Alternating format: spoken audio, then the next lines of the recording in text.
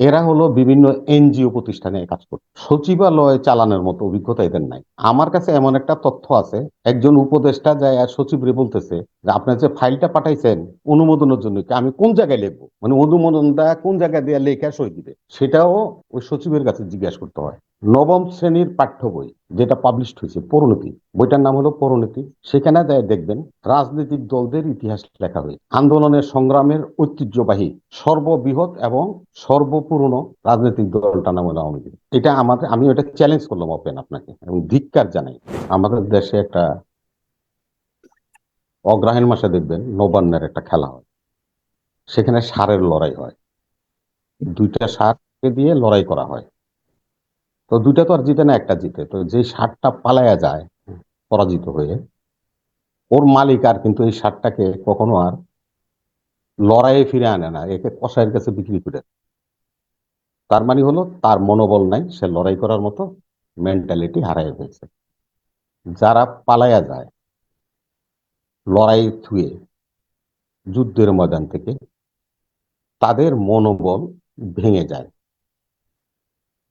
মালিক যেমন ষাঁড়টাকে কসাইয়ের কাছে বিক্রি করে দেয়, আর ওই সমস্ত পরাজিতরা এক সময় কাঠগড়ায় থাকবে, জেলখানায় থাকবে। তাদের এই যে ভয় তাদের মধ্যে উৎপত্তি হয়েছে, সেহেতু আমি তৃণমূলের একটা সামান্য কর্মী হিসাবে আমার এই স্বল্প সময় রাজনীতিতে আমি জানি যে যারা পরাজিত হয়ে পালিয়ে যায় তারা কখনো আর ফিরে আসতে পারে না। দুই কথাটা বলছেন আপনি, জামাত এবং বিএনপি বা ছাত্র ঐক্য, তাদের সাথে কেন একটা পার্থক্য দেখা যাচ্ছে। রাজনীতিতে একটু রেটরিক কথা, সাগর ভাই। রাজনীতির মাঠটা গরম করার জন্য কিছু লোকজন রাখে, এরা সবসময় রাজনৈতিক ময়দানটাকে গরম রাখে, ঠান্ডা হলে অসুবিধা হতো, তাহলে ষড়যন্ত্রকারীরা ঢুকে যেতে পারে। দেখবেন আমাদের দেশে এই অনেক সাংস্কৃতিক অনুষ্ঠান হয়, প্রথম ছোট ছোট শিল্পীরা গান গায়, তার মানে হলো গান গায়ে বোঝায় যে এখানে একটা অনুষ্ঠান হবে। তখন বড় বড় শিল্পীরা আসলে হাজার হাজার লোক সেই অনুষ্ঠানটা দেখে। তো আমাদের কাজ হলো রাজনৈতিক মাঠকে ষড়যন্ত্রকারীদেরকে প্রতিহত করার জন্য অলওয়েজ আমাদেরকে রাজপথে থাকতে হয়, মাঠে থাকতে হয়, বিভিন্ন বক্তৃতা বিবৃতি দিতে হয়। এটি রাজনৈতিক রেটরিক, এটা ঐক্যের বিষয় নয়। ঐক্যটা হলো ভিন্ন জিনিস। কালকে আপনি যে কথাটা এখানে বলছেন সেটা হলো যে সচিব নির্ভর একটা সরকার। সাগর ভাই, আপনাকে আমি একটা কথা বলি, এরা হলো বিভিন্ন এনজিও প্রতিষ্ঠানে কাজ করত, সচিবালয় চালানোর মতো অভিজ্ঞতা এদের নাই। আমার কাছে এমন একটা তথ্য আছে, একজন উপদেষ্টা যায় আর সচিবরে বলতেছে যে আপনার যে ফাইলটা পাঠাইছেন অনুমোদনের জন্য কি আমি কোন জায়গায় লিখবো, মানে অনুমোদনটা কোন জায়গায় দিয়ে লেখা সই দিবে সেটাও ওই সচিবের কাছে জিজ্ঞাসা করতে হয়। সেহেতু সচিবরা আমলা মানুষ, তারা তাদের স্বার্থ হাসিল করছে এই সচিবালয়ে বসে, বরঞ্চ সহজ সরল আমাদের এই নির্বোধ এই উপদেষ্টারা শুধু বদনামের ভাগী হচ্ছে। আপনি দেখেন গণহত্যার আসামি এমন একজন লোকও কিন্তু আমাদের উপদেষ্টা পরিষদের মেম্বার আছেন, সদস্য আছেন। আজকে একটা কথা আমি আপনাকে দেখি, নবম শ্রেণীর পাঠ্য বই যেটা পাবলিশড হয়েছে, পরিণতি, বইটার নাম হলো পরিণতি। সেখানে যায় দেখবেন রাজনৈতিক দলদের ইতিহাস লেখা হয়েছে, আন্দোলনের সংগ্রামের ঐতিহ্যবাহী সর্ববৃহৎ এবং সর্বপুরনো রাজনৈতিক দলটা নাম হলো আওয়ামী লীগ। এটা আমাদের, আমি ওটা চ্যালেঞ্জ করলাম ওপেন আপনাকে এবং ধিক্কার জানাই এদেরকে, যারা এই বই ছাপাইছে এবং যারা নাকি ওই জাফর ইকবালের মতো লোকদের দিয়ে তো এগুলি লেখাইছে, যার কারণে আজকে এই অবস্থা হয়েছে। তারা সেখানে লিখছে এই কথা, এক নম্বরে আওয়ামী লীগ ঐতিহ্য সংগ্রামের তাদের ধারাবাহিকতা আছে এবং তারা সবচেয়ে পুরনো রাজনৈতিক দল বাংলাদেশের, ইত্যাদি ইত্যাদি আরো লিখছে, এগুলি নিয়ে পড়লাম। মাইনাস, জি ভাই, মাইনাস ফর্মুলা নিয়ে যে কথা বলছে, এখন পৃথিবী অত্যন্ত ডিজিটালাইজড হয়ে গেছে সাগর। 111-এর সময় ফখরুদ্দিন মনিরুদ্দিন যে চিন্তা করেছে, এখন রাষ্ট্র কিন্তু সে চিন্তা করে না, রাষ্ট্রগুলি সে চিন্তা করে না, রাষ্ট্রপতিরাও সেই চিন্তা করে না। তবে কেউ কেউ তার কর্মকাণ্ডের জন্য মাইনাস হয়ে যেতে পারে, কেউ কেউ তার কর্মকাণ্ডের জন্য মাইনাস হয়ে যেতে পারে। আপনাকে একটা সংবাদ দিই, আমি একটা তথ্য দিই। কালকে আমরা ঢাকায় একটা অনুষ্ঠান ছিল আমাদের একজন শিল্পপতি মেয়ের বিয়ে। সেখানে নিউ এজের আমাদের সম্মানিত নুরুল কবির ভাই, ব্রিগেডিয়ার সাকার সাহেব, আপনার বদিউল আলম মজুমদার, আমাদের মহাসচিব এবং আমাদের স্ট্যান্ডিং কমিটির মেম্বার নুরুল নূর, সাকিব, মান্না ভাই, সব ধরনের রাজনীতিক বা পেশাজীবী মানুষরা সেখানে ওই দাওয়াতে আমন্ত্রিত ছিল। যখন আমরা রেডিয়েশন থেকে বের হয়ে গাড়ির জন্য অপেক্ষা করছিলাম পার্কিংয়ে, তখন এই কথাটা হচ্ছে। আমাদের মহাসচিব নুরুল কবির ভাইকে জিজ্ঞাসা করলো যে আপনি যে ইন্টারভিউ নিচ্ছেন একটু তো বিপদে ফেলাই দিলেন আমাদেরকে। বলে না যে উনি যেটা সত্য বলছে আমি তো সেটাই বলছি, উনি তো এটা ওপেন করছি, ওনার ইন্টারভিউ নিচ্ছি। বলে যে ওনার যদি কোনো ক্ষতি হয়ে যায় তাহলে আমাদের তো কোনো অস্তিত্বই থাকবে না, ওনার যদি কোনো ক্ষতি হয়ে যায় তাহলে তো আমাদের অস্তিত্বই থাকবে না। যারা আমরা সংগ্রাম করেছি, আন্দোলন করেছি, কষ্ট স্বীকার করেছি, সবকিছু বৃথা হয়ে যাবে।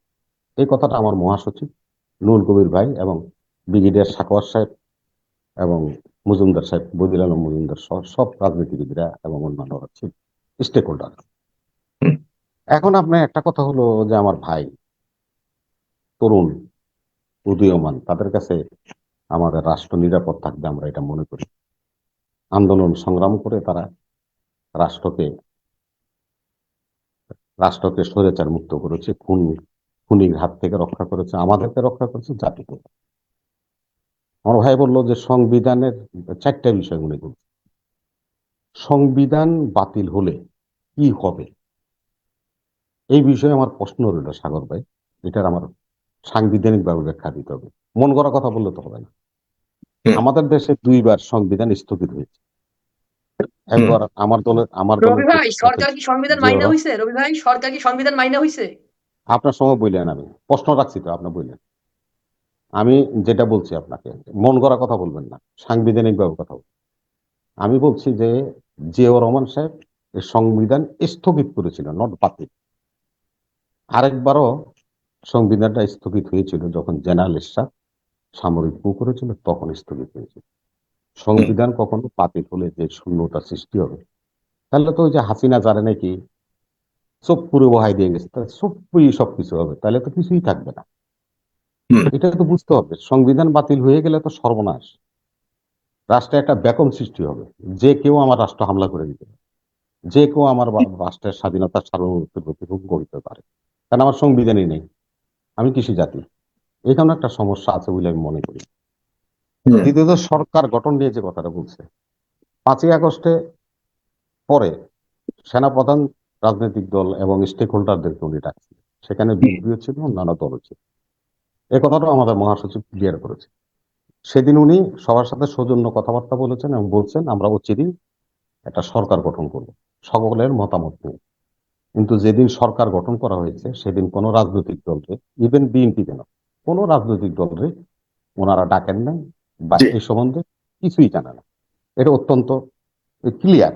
এখন আমার কথাটা হলো যে গণহত্যা চালাইয়া যারা উপদেষ্টা হতে পারে হুম। তাদেরকে নিয়ে প্রশ্ন উত্থাপিত হবে না। আমাদের দেশে, সাগর ভাই একটা কথা বলি আমি, আপনার সাথে তো আমি 5ই আগস্টের পরে আসিনি, আজকে আসলাম, তার আগে শতবার আসছি। 5ই আগস্টের আগে যখন হাসিনা নির্বাচন করতেছিল, দামি নির্বাচন, তখন আমাদের দেশের অনেক বুদ্ধিজীবীর উদয় হয়েছিল, আপনার চ্যানেলে আসতো, বিভিন্ন চ্যানেলে আসতো, বলতেন চিন্তা করেন না, কিছুক্ষণের মধ্যেই এই প্রধান নির্বাচন কমিশন আওয়ালরে স্যাংশন দিচ্ছে। আবার একজন বলতো, ইন্ডিয়া থেকে আসতো এরকম বুদ্ধিজীবী, আইসা বলতো যে এই আপনার স্বরাষ্ট্র মন্ত্রণালয়ের স্যাংশন দিয়ে দিচ্ছে। আরে কি, সেনাবাহিনীকে স্যাংশন দিয়ে দিচ্ছে, হুম। ওবায়দুল কাদেরের স্যাংশন দিয়ে দিচ্ছে। আসলে তা তো কিছুই ঘটে নাই। রক্ত দিছে হলো আমাদের ছাত্ররা, জনগণ, 20,000 পঙ্গু হয়েছে, তারপর হাসিনা পলাইছে। কিন্তু এই ধরনের বুদ্ধিজীবী আমাদের এখানে যুগে যুগে আসে। তো সেই যুগে যুগে বুদ্ধিজীবীরা বিভিন্ন কায়দায় করে এরা চলাফেরা করে। কেউ বিএনপির মুখোশ পরে, কেউ আওয়ামী লীগের মুখোশ পরে, কেউ জামাতের মুখোশ পরে, কেউ জাতীয় পার্টির মুখোশ পরে। এদের ব্যবসায়ীটা যেরকম কেউ কেউ আছে আমাদের দেশে ধর্ম ব্যবসায়ী, আবার এরকম হলো বুদ্ধিজীবী ব্যবসায়ী আছে। এরা সময় সময় বিভিন্ন দলের ছায়া কায়া ধরে তারা এসে আপনাদের কাছে বিভিন্ন তথ্য দিবে, যেটা জাতি বিভ্রান্ত হয়। আমরা অত্যন্ত দুঃখের সহিত বলছি, হুম। আমার পক্ষে কথা বললেই সে বিএনপি হয়ে যাবে তা না, জামাতের পক্ষে কথা বললে সে জামাত হয়ে যাবে তা না। যার যার অধিকার আছে, স্বাধিকার আছে, যে যে যার মতো করে কথা বলতে পারে। সেই জন্যই তো আজকে রক্তযুদ্ধ হয়েছে। আজকে কথা বলার অধিকারের জন্যই তো 20,000 মানুষ খুন করছে। তা আমাদেরকে তো সেই জিনিসটা খেয়াল রাখতে হবে। এবং আমি যে কথাটা আবারও পুনরাবৃত্তি করি, আমার মহাসচিব কালকে যেটা কথা বলছেন নুরুল কবির সাহেবের সাথে, যে আমাদের যদি উনি মনে করে আমরা ওনাকে সহযোগিতা করছি না, তাহলে আমাদের কি হবে? অতএব এই বিষয়টা চিন্তা করে রাজনৈতিক রেটের অনেক বক্তব্য আসবে, সেগুলিকে ঐক্যের সাথে মিলন না ঘটিয়ে যার যার অবস্থান থেকে ব্যাখ্যা করে জন্য আমি সবাইকে আহ্বান জানাই। ধন্যবাদ।